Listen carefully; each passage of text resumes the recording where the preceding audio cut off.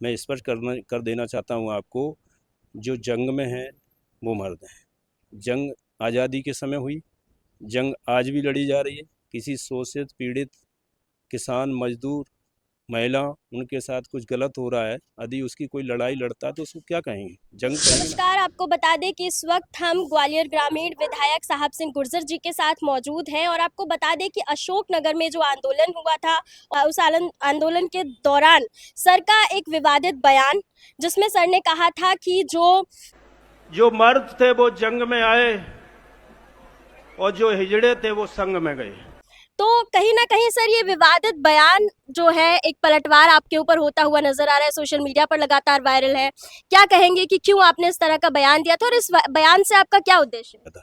मैं स्पष्ट कर देना चाहता हूँ आपको, जो जंग में हैं वो मर्द हैं। जंग आज़ादी के समय हुई, जंग आज भी लड़ी जा रही है। किसी शोषित पीड़ित किसान मजदूर महिला उनके साथ कुछ गलत हो रहा है, यदि उसकी कोई लड़ाई लड़ता है तो उसको क्या कहेंगे? जंग कहेंगे ना। वो जो जंग में शामिल होता है उसे क्या कहेंगे? मर्द कहेंगे ना। और जो उनके साथ नहीं है उन्हें क्या कहेंगे? ये कहावत है ना पुरानी कि वो हिजड़े हैं। जबकि हिजड़े का मतलब ये नहीं है कि मैंने उस किन्नर समाज के लिए कुछ कहा है। लेकिन उनका सर लगातार देखा जा रहा है कि जो किन्नर समाज है वो भी इसके लिए कह रहे हैं कि ये शब्द जो वो उन्हें इस्तेमाल उकसाया जा रहा है, जबकि ऐसी बात नहीं है। मैंने किसी के लिए ये सोची समझे साजिश के तहत नहीं कहा है। मेरा कहने का उद्देश्य स्पष्ट है, उसका मतलब कई निकाले जा रहे हैं, ये गलत है। मेरा कहने का मतलब ये है कि जो लोगों के जो जनता के साथ खड़ा है, परेशानी उनके साथ खड़ा है वो मर्द है।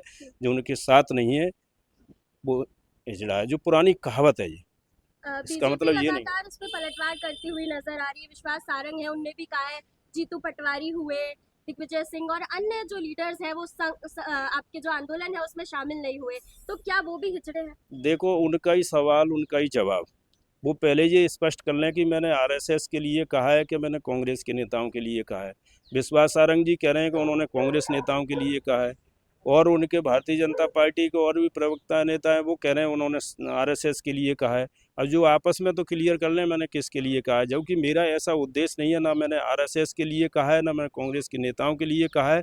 ये इस पर तरीके से मैं इस बात को रखना चाहता हूँ। मेरा कहने का उद्देश्य सिर्फ ये है, जो जनता के साथ खड़ा है, उनकी परेशानी में खड़ा है, वो मर्द है। अच्छा, तो सर जो लगातार बयान वायरल हो रहा है, क्या उसके बाद आप कोई माफी मांगेंगे या फिर ये आप राजनीतिक एक द्वेष अदर भावना रहेंगे? के कारण ये सब किया जा रहा है। वो उसका अलग गलत अर्थ निकाला जा रहा है, और एक बात के कई शब्द होते हैं और कई उसके उद्देश्य होते हैं, कई उदाहरण होते हैं।